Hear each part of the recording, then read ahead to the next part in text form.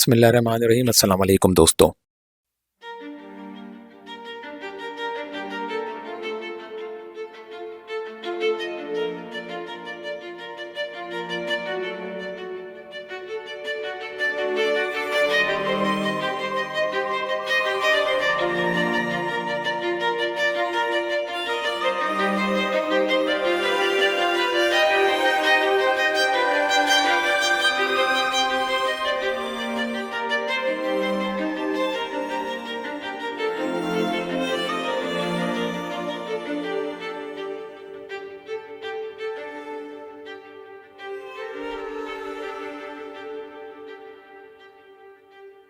आज मैं जिस शख्सियत की बाबत आपसे बात करने जा रहा हूँ उसको अगर मुस्लिम तारीख में 20वीं सदी की सबसे असरअंगेज शख्सियत कहा जाए तो गलत ना होगा। ये शख्सियत वो अजमी आलिम है जिसको अजमियों यानी गैर अरबों से ज्यादा अरबों के यहाँ पजीराई मिली, जिसने मुस्लिम दुनिया पर ऐसा देरपा असर छोड़ा कि शायद ही कोई ऐसा इस्लामी मुल्क हो जहाँ इस शख्स की तालीमात या किताबें ना पहुंची हों। जी हाँ दोस्तों, मैं बात कर रहा हूँ जमाते इस्लामी के बानी सैयद अबुल आला मौदूदी साहब की। एक नजर देखा जाए तो सैयद मौदूदी की जात में कुदरत ने बाज़ ऐसी सलाहियतें जमा कर दी थी जो तारीख़ आलम की बहुत कम शख्सियतों में मिलती हैं। उन्होंने जिस मेहनत और तुंदही से काम किया वो अदीमुन नज़ीर है। वो मिल्लत इस्लामी के एक अजीम मोहसिन थे जिन्होंने अपनी तहकीकात और तालीफात के जरिए मिल्लत को फिक्री तौर पर उसका खोया हुआ एतमाद और कॉन्फिडेंस वापस दिया। दोस्तों, सैयद मौदूदी 25 सितंबर 1903 को हैदराबाद दक्कन के शहर औरंगाबाद के एक बावकार और बाइल्म खानदान में पैदा हुए। उनका सिलसिला नसब मारूफ सूफी बुजुर्ग ख्वाजा सैयद कुतुबुद्दीन मौदूद चिश्ती से जा मिलता है। सैयद मौदूदी के आबा अफगानिस्तान के शहर चिश्त में आबाद है और सिकंदर लोदी के जमाने में बर्रे सगीर आए। आपके वालिद सैयद अहमद हसन पहले मीरठ में वकालत करते थे, फिर वो हैदराबाद चले गए। गर्चा उनके वालिद ने अलीगढ़ में तालीम पाई थी, उसके बावजूद वो बरतानवी साम्राज्य और मगरबियत से मुतनफिर हो गए थे। फिर जब उन्होंने देखा कि उनका पेशा जिंदगी के मकासद से मेल नहीं खाता तो उन्होंने वकालत भी तर्क कर दी। फरंगियत से नफरत के तहत उन्होंने सैयद मौदूदी को अंग्रेजी स्कूल में दाखिल नहीं कराया, बल्कि घर पर ही उनकी तालीम के लिए एक उस्ताद मुकर्रर कर दिया। घर में उन्हें अरबी, फारसी और उर्दू के अलावा अंग्रेजी ज़बान अदब और जदीद उलूम की तालीम भी दी गई, जबकि उन्होंने दीनी और दुनियावी तालीम कई जय्यद उलमा से हासिल की, जिनमें मौलाना अब्दुस्सलाम नियाज़ी, मौलाना शरीफुल्लाह, मौलाना शफाकुर रहमान कांधलवी जैसे जय्यद अकाबिर शामिल हैं। सैयद मौदूदी एक होनहार शाइख इल्म थे और सिर्फ 11 बरस की उम्र में उन्होंने कासिम अमीन की किताब अल-मिर्रतुल जदीदा का अरबी से उर्दू तर्जुमा कर दिया था। इसी बरस सैयद मौदूदी ने मदरसा फुरकानिया औरंगाबाद में दाखिला लिया, जिसकी बुनियाद अल्लामा शिबली नौमानी ने रखी। गोया सैयद साहब को 11 साल की उम्र में घरेलू तालीम की मुनासिब तकमील के बाद मदरसा फुरकानिया औरंगाबाद की 8वीं जमात में बराह रास्त दाखिल किया गया। उस वक्त उनकी मालूमात तमाम मदामीन में अपने हम जमातों से बहुत ज्यादा थी, हालांकि वो 8वीं जमात में सबसे छोटी उम्र के तालिब इल्म थे। मौलवी क्लास में आने के बाद सैयद साहब को जदीद उलूम कीमिया, तबियात, रियादी वगैरह से वाकफियत और दिलचस्पी पैदा हुई और फिर जदीद मालूमात भी वसत पैदा होती चली गई। उसके बाद मौलाना मौदूदी हैदराबाद के दारुल उलूम दाखिल हुए। 16 साल की उम्र तक सैयद मौदूदी मुरव्वजा दीनी और दुनियावी तमाम उलूम का मुताल्ला कर चुके थे और न सिर्फ बर्रे सगीर बल्कि मगरबी फलसफा, अदब और अदियान सब पर आपकी गिरफ्त। मौलाना मौदूदी की अवामी जिंदगी का आगाज 1920 में होता है, जब 17 साल की उम्र में वो सहाफत के मैदान में दाखिल हुए। उसी साल उनके वालिद का इंतकाल हुआ। वो मदीना, बिजनौर, भोपाल से मुंसलिक हो गए। फिर अखबार ताज जबलपुर के एडिटर बना दिए गए। उसके बाद दिल्ली जाकर वो जमीयत उलमा हिंद के तर्जुमान अखबार मुस्लिम से वाबस्ता हुए। अखबार मुस्लिम की बंदिश के बाद आपने भोपाल में क़याम किया और वसी मुताल्ले का आगाज किया। तकरीबन 5 साल बाद जमीयत उलमा हिंद के नए अखबार अल जमीयत दिल्ली की अदारत संभाली और 4 साल यानी 1924 से 1927 तक इस अखबार की जान में जान डाल दी। अल जमीयत एक मकबूल अवाम अखबार था और बरतानवी तसल्लुत और हिंदू गलबे दोनों का मुखालिफ था। उस जमाने में मौलाना मोहम्मद अली जौहर मरहूम ने भी मौलाना मौदूदी की तहरीरों को सराहा और उन्हें अपने अखबार हमदर्द में काम करने की दावत दी, मगर अल जमीयत वालों से मौलाना मौदूदी के पुराने ताल्लुकात हैं, इसलिए उन्होंने मौलाना मोहम्मद अली जौहर की पेशकश को कबूल ना किया। अगरचे 1925 में जब जमीयत उलमा हिंद ने कांग्रेस के साथ इश्तराक का फैसला किया तो सैयद मौदूदी ने बतौर एहतजाज अखबार अल जमीयत की इदारत छोड़ दी और उससे अलग हो गए, इसलिए कि मुत्तहदा कौमियत के सख्त मुखालिफ थे और कांग्रेस को मुसलमानों के मफादात के मुखालिफ जमात समझते थे। सियासी तसव्वुरात में सैयद मौदूदी मौलाना मोहम्मद अली जौहर के ख्यालात से ज्यादा मांगते हैं। दोस्तों, यहाँ हम आपको सैयद मौदूदी का कुछ मजीद बैकग्राउंड बताते हैं। बचपन में सैयद मौदूदी ने सबसे पहले अल्लामा इकबाल की मशहूर नज़म शिकवा पढ़ी थी। वालिद मोहतरम सैयद अहमद हसन साहब ने आपको हिंदुस्तान की सियासी तारीख भी पढ़ा दी थी। चुनाचा जब वो सहाफ़ी बने तो उन्होंने मुल्की हालात का बराह रास्त मुताला किया। वैसे भी उनका घराना बहुत तालीम याफ्ता बाशऊर था, खासतौर पर अंग्रेजों से नफरत तो उस घर में बहुत ज्यादा थी। इन वजूहात की बिना पर उस जमाने में हिंदुस्तान में अंग्रेजों के खिलाफ जो भी तहरीकें उठी, मसलन तहरीक खिलाफत, तहरीक सितियागर और तहरीक तर्क मवालात वगैरह, सैयद मौदूदी ने मुसलमानों की भलाई के ख्याल से उनमें बढ़ चढ़ कर हिस्सा लिया। उन्होंने तुर्क मुसलमानों की हिमायत में अंग्रेजों के खिलाफ बड़े पुरजोश मज़ामीन लिखे। हिंदी मुसलमानों में जो इखलाकी बुराइयां पाई जाती थी उन्हें भी वाज़ा किया और उसके साथ ही मुसलमान लीडरों की सियासी गलतियों से भी उनको आगाह किया। मुसलमानों की इस्लाह और तरक्की के लिए सैयद मौदूदी ने बहुत से मुफीद और काबिल अमल मशवरे दिए और हमेशा मुसलमानों की इस्लाह के लिए काम किया। अखबार नवीसी के जमाने में सैयद मौदूदी ने अपनी जाती कोशिश से अंग्रेजी भी सीख ली और जदीद उलूम पढ़ने के साथ साथ मुख्तलिफ असातिज़ा से अरबी अदब, तफसीर, हदीस, फ़िक़्ह, मंतक और फ़लसफ़े की किताबें भी पढ़ी। इस तरह उनकी इल्मी काबिलियत में बहुत इजाफा हो गया और वो कदीम और जदीद उलूम में माहिर हो गए। जिस जमाने में सैयद मौदूदी अल जमियत के एडिटर थे, एक शख्स स्वामी शरदानंद ने शुद्धि की तहरीक शुरू की, जिसका मकसद ये था कि मुसलमानों को हिंदू बना लिया जाए। चूंकि उस तहरीक की बुनियाद नफरत, दुश्मनी और तासुब पर थी और उस शख्स ने अपनी किताब में नबी करीम सल्लल्लाहु अलैहि वसल्लम की तौहीन की थी, जिसे कोई मुसलमान बर्दाश्त नहीं कर सकता था, इसीलिए किसी मुसलमान ने गैरत ईमानी में आकर स्वामी शरदानंद को कत्ल कर दिया। इस पर पूरे हिंदुस्तान में एक शोर बर्पा हो गया। हिंदू दीन इस्लाम पर हमले करने लगे और या ये कहा जाने लगा कि इस्लाम तलवार और तशद्दुद का मजहब है। इन्हीं दिनों मौलाना मोहम्मद अली जौहर ने दिल्ली की जामा मस्जिद में तकरीर की, जिसमें बड़ी दर्दमंदी के साथ उन्होंने इस जरूरत का इजहार किया कि काश कोई शख्स इस्लाम के मसला जहाद की पूरी वजाहत करे ताकि इस्लाम के खिलाफ जो गलतफहमियां फैलाई जा रही हैं वो खत्म हो जाए। इस पर सैयद मौदूदी को ख्याल आया कि क्यों ना मैं ये काम करूं। चुनांचे उन्होंने अल जिहाद फिल इस्लाम के नाम से किताब लिखी। उस वक्त सैयद मौदूदी की उम्र 24 बरस थी। इस छोटी सी उम्र में ऐसी सगीम और मौरकतुल आला किताब आपका एक हैरत अंगेज और अदीम शान कारनामा था, जिस पर हर तरफ से आपको दाद मिली। इस किताब के बारे में अल्लामा इकबाल ने फरमाया था कि इस्लाम के नजरिया जिहाद और उसके कानून सुलह जंग पर यह एक बेहतरीन तसनीफ है और मैं हर दी इल्म आदमी को मशवरा देता हूँ कि उसका मुताला करें। दोस्तों, बाद अदा सैयद मौदूदी कुछ अरसे के लिए दिल्ली से वापस हैदराबाद तशरीफ ले गए, जहाँ आपने तहकीक व तसनीफ का काम किया। 1932 में आपने रिसाले तर्जुमानुल कुरान हैदराबाद से जारी किया। मुसलमानान हिंद को अपनी तहजीबी इंफरादियत का एहसास दिलाने और उनकी दीनी बेदारी में तर्जुमानुल कुरान का बड़ा हाथ है। ये कहना भी बेजना होगा कि जमात इस्लामी का क़याम भी तर्जुमानुल कुरानी का मरून मिन्नत है। तर्जुमानुल कुरान की इदारत के ही दिनों में आपने कई वक़ी किताबें तसनीफ की, जिनमें इस्लामी तहजीब और उसके उसूल, दीनियात, इस्लामी इबादत पर तहकीकी नजर, तजदीद व अहयाए दीन, तनक़ीहात और पर्दा जैसी कुतुब शामिल है। अल्लामा इकबाल मौलाना मौदूदी की तहरीरों को बड़ी दिलचस्पी और गौर के साथ पढ़ा करते थे। वो तर्जुमानुल कुरान के इब्तिदाई मुस्तकिल खरीदारों में से थे। उन्हें मौलाना मौदूदी की सलाहियतों का अंदाजा हो चुका था। इसीलिए 1937 में सैयद मौदूदी ने अल्लामा इकबाल से लाहौर में मुलाकात की और बाद अदा दोनों के दरमियान ख़त व किताबत का सिलसिला चलता रहा। अल्लामा इकबाल ने उन्हें हैदराबाद छोड़कर मुस्तकिल पंजाब में क़याम की दावत दी।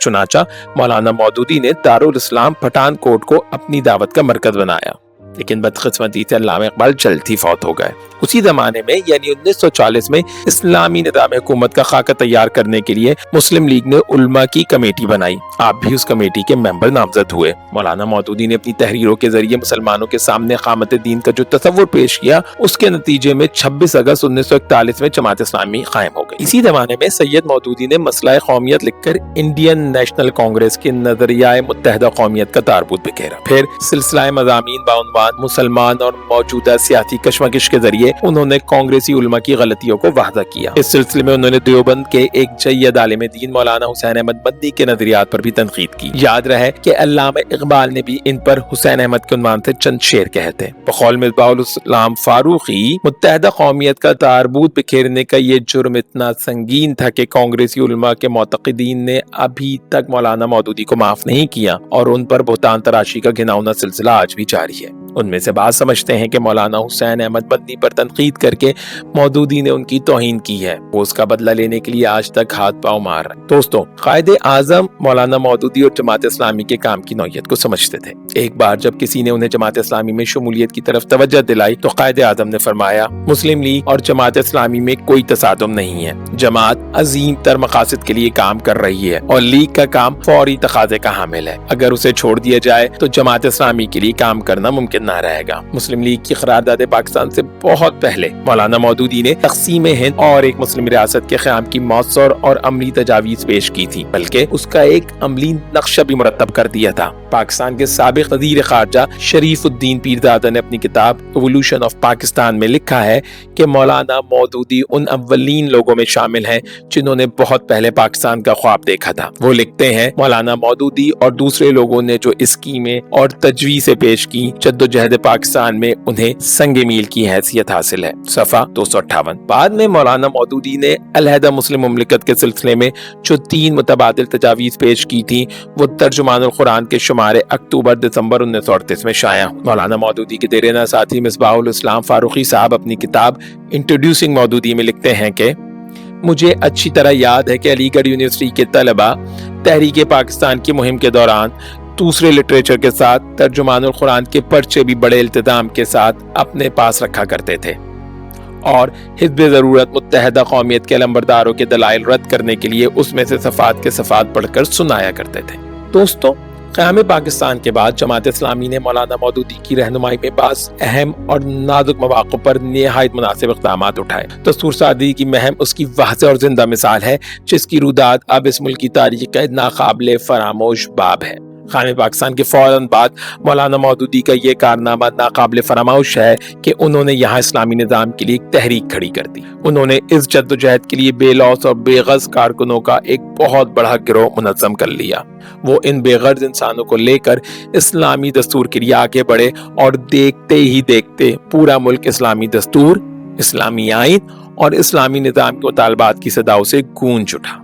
مولانا مودودی کو اس گستاخی کا خمیازہ بھگتنا پڑا کہ آپ کو اپنے ساتھیوں سمیت جیل بھیج دیا گیا، مگر انہوں نے جو آواز بلند کی تھی وہ دب نہ سکی اور اسلامی دستور کے مطالبے نے اتنا زور پکڑا کہ بالآخر 12 مارچ 1949 کو اس کا نتیجہ قرارداد مقاصد کی صورت میں سامنے آ گیا۔ مولانا مودودی جیل میں تھے، لیکن یہ انعام کیا کم تھا کہ اب پاکستان کو مسجد کی طرح تقدیس مل گئی تھی۔ 1950 سے 1960 تک سید مودودی پر مشکلات کے پہاڑ ٹوٹ پڑے اور آپ کو متعدد دفعہ جیل جانا پڑا۔ مطالبہ اسلامی دستور کے حق میں ملک کے کونے کونے میں آپ تشریف لے گئے، اسلامی دستور کی افادیت پر بڑے بڑے جلسے عام کرتے ہوئے خطابات کیے۔ سید مودودی کی سیاسی زندگی کا یہ اشرا مشکلات سے بھرپور نظر آتا ہے۔ قادیانیوں کو غیر مسلم قرار دلوانے میں آپ نے عقیدہ ختم نبوت اور مسئلہ قادنیت جیسی کتابیں لکھی، جس پر آپ کو عدالتوں کے ذریعے سزائے موت سنائی گئی۔ اس بابت ایک سبق آموز واقعہ بھی سنیے دوستوں۔ ہوا کچھ یوں کہ 1951 کے مارشل لا کی آڑ میں فوجی عدالت نے سید مودودی کو قادیانی مسئلہ لکھنے کی پاداش میں سزائے موت کا حکم سنایا، اور جب سید مودودی سے رحم کی درخواست کرنے کو کہا گیا تو انہوں نے کہا کہ سالموں سے رحم کی درخواست کرنے کے بجائے میں مر جانا بہتر سمجھتا ہوں۔ اگر خدا کی مرضی نہیں ہے تو پھر یہ لوگ میرا بال بھی بیکا نہیں کر سکتے، خواہ الٹے لٹک جائیں۔ اس سلسلے میں ایک دلچسپ واقعہ یہ ہے کہ جب مولانا کو سزائے موت سنائی گئی تو خفیہ پولیس کے ایک DIG داروغہ جیل کو ساتھ لے کر سادہ کپڑوں میں ملبوس مولانا مودودی کو دیکھنے گئے تاکہ سزائے موت کے فوراً بعد ان کی حالت دیکھ کر ان کی ذہنی کیفیت کا اندازہ کر سکے۔ DIG کہتے ہیں کہ سزائے موت کا حکم سننے والے مجرموں کی دماغی حالت میرے مشاہدے کے مطابق ہمیشہ غیر متوازن ہوتی ہے، مگر اس کے برعکس مولانا مودودی کو دیکھا کہ ان کی حالت بالکل متوازن اور معمول کے مطابق تھی، گویا جیسے کچھ ہوا ہی نہیں۔ ایک چھوٹی سی تنگ کوٹری میں مولانا مودودی پھانسی کے قیدیوں والا لباس پہنے فرش پر ایک چٹائی پر بیٹھے تھے، ان کے پاس پانی سے بھرا ہوا ایک پیالہ رکھا تھا۔ جب داروغہ جیل نے چٹائی پر بیٹھے ہوئے مولانا مودودی کے سامنے رحم کی اپیل کے کاغذات پیش کیے تو مولانا نے بلا توقف انکار کر دیا۔ نہیں کہنے میں انہوں نے اتنی بھی تاخیر نہیں کی جتنی بالعموم چائے یا کافی کی دعوت قبول یا رد کرنے کے سلسلے میں کی جاتی ہے۔ دوستو، اسی دہائی میں آپ کے کئی اچھے ساتھی اور دوست ماچھی گوٹ سندھ میں جماعت اسلامی کے سالانہ اجتماع میں نظریاتی اختلافات کرتے ہوئے آپ کو چھوڑ گئے، جن میں نائب امیر جماعت اسلامی مولانا امین احسن اصلاحی اور ڈاکٹر مسعود الدین عثمانی جیسے نظریاتی کارکن بھی شامل تھے۔ یاد رہے کہ ڈاکٹر مسعود الدین عثمانی سید مودودی کے اس قدر شائق اور عقیدت مند تھے کہ کہا کرتے تھے کہ میری خواہش ہے کہ سید مودودی کی طرف آنے والی گولی کو میں اپنے سینے پر لوں۔ تقریباً اسی عشرے میں ایوب خان نے اپنے علاقائی قوانین نافذ کیے،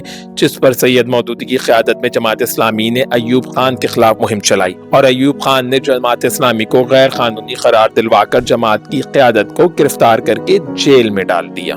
جنرل ایوب خان کے دور میں یوں محسوس ہوتا تھا دوستو کہ جیسے اپوزیشن پارٹی صرف جماعت اسلامی ہی ہے اور اس وقت کی حکومت سید مودودی سے سخت خائف ہے۔ سید مودودی پر موچی دروازے پر قاتلانہ حملہ کروایا گیا اور اس وقت گولی چلوائی گئی جب آپ تقریر کر رہے تھے۔ سید مودودی کے ساتھیوں نے کہا کہ مولانا صاحب گولی چل گئی ہے، آپ نیچے بیٹھ جائیں۔ اس پر سید مودودی نے جواب دیا کہ آج اگر میں بیٹھ گیا تو کھڑا کون رہے گا۔ 1950 سے 1960 تک کی یہ دہائی عظمت کے پیکر سید مودودی کے لیے آزمائشی تھی۔ ان 10 سالوں میں آپ نے چومکھی جنگ لڑی۔ یہ زمانہ تھا کہ علماء کرام آپ پر شدید تنقید کر رہے تھے، حکمراں آئے روز ہتھکڑیاں لگا کر قید و بند میں ڈال رہے تھے، غیر مسلم قوتیں آپ کے دیے گئے نظریے کو جھٹلا رہی تھی اور آپ کے ساتھی آپ کو چھوڑ رہے تھے۔ لیکن اللہ تعالیٰ نے آپ کو اتنا صبر اور حکمت عطا کی کہ سید مودودی نے سب کا مقابلہ کیا۔ 1960 سے 1970 کے اگلے عشرے میں جماعت اسلامی کو سپریم کورٹ نے بحال کر دیا تو سید مودودی جیل سے باہر آئے۔ اسی زمانے میں سید مودودی بلاد عرب تشریف لے گئے اور ان مقامات مقدسہ کی زیارت کی جن کا قرآن میں ذکر آیا ہے۔ بلاد عرب کے اس سفر کی روداد سفر نامہ ارض القرآن کے نام سے بھی شائع ہوئی ہے، جسے جناب مولانا محمد عاصم الحداد نے مرتب کیا تھا۔ یہ حج و عمرے کا سفر نامہ نہیں بلکہ آثار و مقامات قرآنی کی تحقیق و زیارت کے لیے کیے گئے ایک سفر کی روداد ہے۔ یہ سفر نامہ علوم قرآنی کے شائقین اور محققین کے لیے گنجینہ علم ہے۔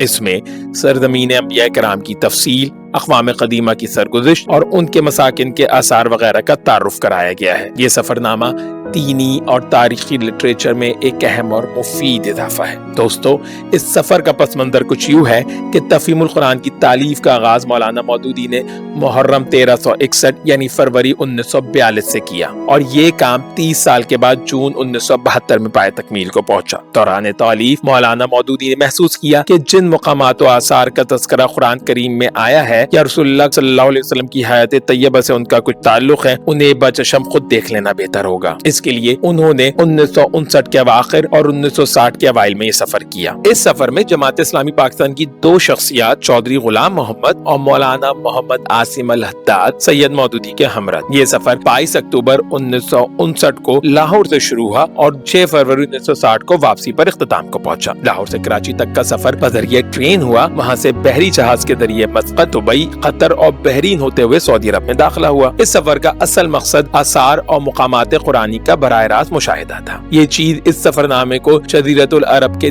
دیگر سفر ناموں سے ممتاز کرتی ہے۔ مولانا مودودی نے سب سے پہلے سعودی عرب کے آثار کا مشاہدہ کیا، پھر اردن و فلسطین اور مصر کے تاریخی آثار کی بھی زیارت کی۔ اس سفر کے ذریعے مولانا مودودی نے قرآن کریم میں مذکور آثار و مقامات کے مشاہدے سے جو بلا واسطہ معلومات حاصل کی، انہیں اپنی تفسیر تفہیم القرآن میں استعمال کیا۔ یہ وہ خصوصیت ہے جو تفہیم القرآن کو دیگر معاصر تفسیروں سے ممتاز کرتی ہے۔ سید مودودی کی مجموعی دینی، علمی و ادبی خدمات کا اندازہ لگانا مشکل ہے۔ ان کی چند معروف کتب میں دینیات، خطبات، تعلیمات، تجدید و احیاء دین، خلافت و ملوکیت، تنقیحات، پردہ، قرآن کی 4 بنیادی اصطلاحیں، سود، اسلامی معیشت، یہودیت قرآن کی روشنی میں، عیسائیت قرآن کی روشنی میں، حقیقت اسلام، حقیقت حج، حدیث اور قرآن، سنت کی آئینی حیثیت، حقوق الزوجین، دکن کی سیاسی تاریخ، اسلام اور ضبط ولادت، اسلامی ریاست، تحریک آزادی ہند اور مسلمان، سلاجقہ، اسلامی تہذیب اور اس کے اصول و مبادی،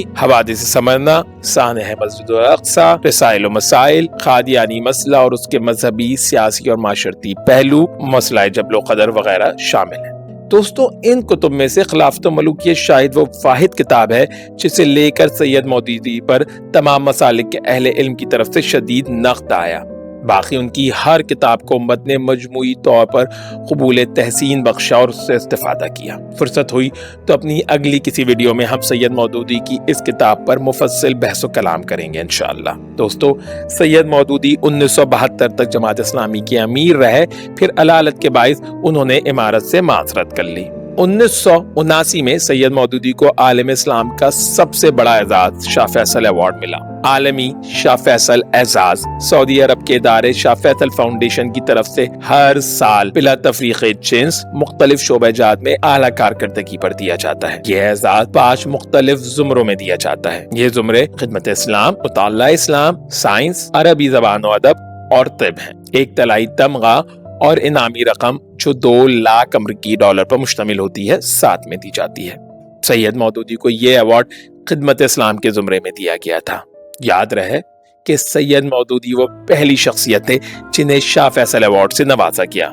सैयद मौदूदी के अलावा इस अवार्ड से दीगर कई और इल्मी शख्सियात को भी नवाजा गया, जैसा कि सैयद अबुल हसन अली हसनी नदवी, अहमद दीदात, जाकिर नाइक, फवाद सीसगन, अल्लामा इब्न उसमैन, मुफ्ती आजम सऊदी अरब इब्न बाज, मुस्तफा लाजमी, यूसुफ अल करदावी, अकरम ज़ियाउल उमरी, नासिरुद्दीन अलबानी और उन जैसे दीगर कई जलील कदर अहले इल्म को भी वक्तन फवक्तन हर साल इस अवार्ड से नवाजा जाता रहा। दोस्तों, उसी साल यानी 1979 में सैयद मौदूदी शदीद अलील हो गए। उस जमाने में सैयद मौदूदी के साहबजादे डॉक्टर अहमद फारूक अमेरिका में मुकीम थे। उन्होंने इसरार करके अपने वालिद सैयद मौदूदी को मई 1979 के अवाखिर में अमेरिका के शहर बफलो बुलवा लिया। जबकि सैयद मौदूदी अमेरिका जाना नहीं चाहते थे, लेकिन बेटे की जिद पर इलाज की गर्ज से ये कहते हुए अमेरिका रवाना हो गए कि इंशाअल्लाह अपनी सालगिरह वाले दिन यानी 25 सितंबर तक वापस अपने मुल्क में ही होंगे। लेकिन किस्मत को शायद कुछ और ही मंजूर था। बफेलो हॉस्पिटल में सैयद मौदूदी का ऑपरेशन हुआ। उसके बाद आपकी हालत मजीद नाजुक हो गई। चंद दिन के बाद दिल का दौरा पड़ा और उसके कुछ घंटों बाद 22 सितंबर 1979 को अमेरिका में अपने खालिक हकीकी से जा मिले। डॉक्टर अहमद फारूक ने बफेलो से न्यूयॉर्क के लिए उनकी मैयत को चार्टर्ड तैयारे के जरिए मुंतकिल किया। मौलाना के अहले खाना भी उनकी मैयत के साथ न्यूयॉर्क पहुंचे। न्यूयॉर्क एयरपोर्ट पर एक बहुत बड़ी तादाद में मुसलमान जमा हुए और मौलाना की नमाज़ जनाजा अदा की। वहां जनाजा पढ़ने वाले लोगों की तादाद इतनी ज्यादा थी कि एयरपोर्ट के जिस एरिया में नमाज जनाजा अदा की गई वो जगह नाकाफी होती गई, लोग बढ़ते गए। इस तरह 6 मरतबा नमाज अदा की गई। उसके बाद वहां पर लकड़ी का ताबूत जिसमें मैयत लाई गई थी, एयरलाइन वालों ने उसको अपने कार्गो केबिन के मुताबिक दोबारा बनाने का कहा।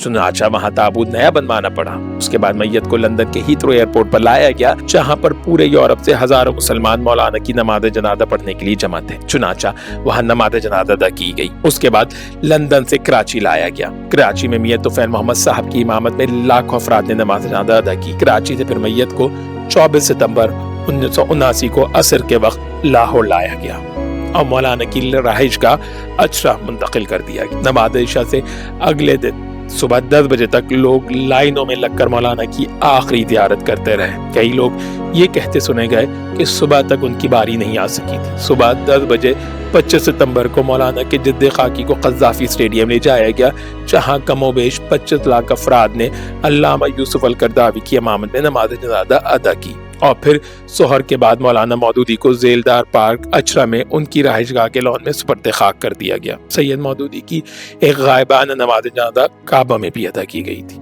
और यूं दुनिया इस्लाम का यह अजीम मोहसिन अपने खालिक हकीकी के पास पहुंच गया। जिस आदमी की इस कसरत से नमाज जनाजा अदा की जाए, यकीनन अल्लाह की उसके ऊपर कुछ ना कुछ खास रहमत होगी।